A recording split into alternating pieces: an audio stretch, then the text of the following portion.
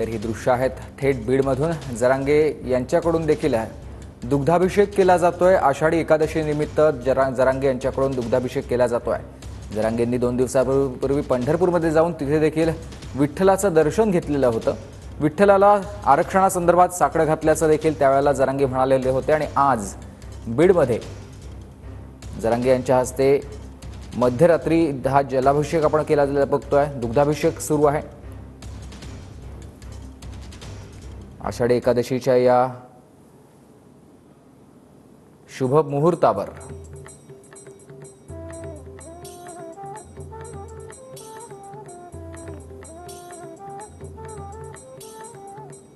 आषाढी एकादशीचं महत्त्व केवळ धार्मिक दृष्टिकोनातूनच नाहीये तर सांस्कृतिक आणि सामाजिक दृष्टिकोनातून देखील खूप महत्त्वाचं आणि मोठं आहे। या दिवशी भक्तांचं एकत्र येणं, उपासना आणि वारीमधून एकता आणि सर्व समर्पणाचं महत्त्व अधोरेखित होत असतं। जरांगे पाटलांचं देखील असंच समर्पण आहे। मराठा आरक्षणासंदर्भातलं संपूर्ण राज्यभरामध्ये त्यांचे दौरे सुरू आहेत। आरक्षणासंदर्भात जनजागृती केली जाते, शांतता रॅली त्यांच्याकडून काढली जाते। पंढरपुरात 2 दिवसांपूर्वी ते गेलेले होते, तिथे विठ्ठलाचं दर्शन घेतलं आणि विठ्ठलाला आपण साकडं घातलेलं आहे की लवकरात लवकर आरक्षण मिळावं, सरकारला सुबुद्धी द्यावी असं जरांगे पाटील म्हणालेले होते। आणि आज बीडमध्ये त्यांच्याकडून दुग्धाभिषेक केला जातोय।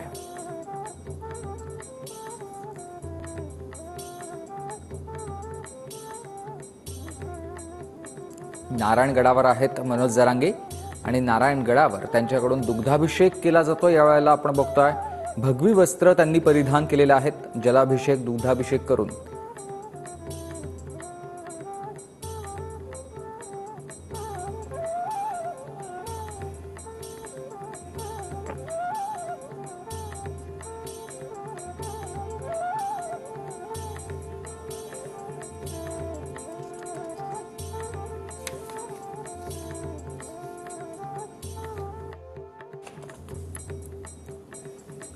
तर आज आषाढी आहे आणि आषाढी निमित्तानं नारायणगडावर विठ्ठल रुक्मिणी मातेच्या या मूर्तीला जलाभिषेक केल्यानंतर जरांगेंकडून विधिवत पूजा देखील केली जाते आणि यावेळेला त्यांच्यासोबत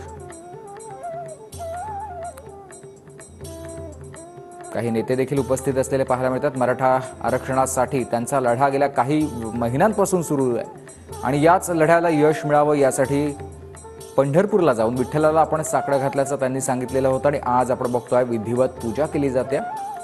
आषाढी एकादशी निमित्त देवाला देखील ते साकडं हेच घालतायत, लवकरात लवकर आरक्षण मिळावं, सरकारला त्या संदर्भातली सुबुद्धी द्यावी।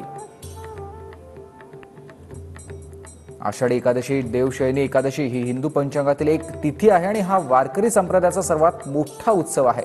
वैष्णवांसाठी या पवित्र दिवसाचं विशेष महत्त्व आहे। आषाढी एकादशीच्या दिवशी लाखोंच्या संख्येने वारकरी भक्त हे पंढरपूरमध्ये जात असतात, तर ज्यांना तिथे जाणं शक्य होत नाही, जिथे जिथे विठ्ठल आहे तिथे जाऊन त्या विठ्ठलाला साकडं घातलं जातं। जरांगे पाटील हे देखील नारायणगडावर आहेत आणि तिथे विठ्ठलाला त्यांनी जलाभिषेक केलाय, दुग्धाभिषेक केलाय आणि विधिवत त्यांच्याकडून पूजा देखील केली जाते।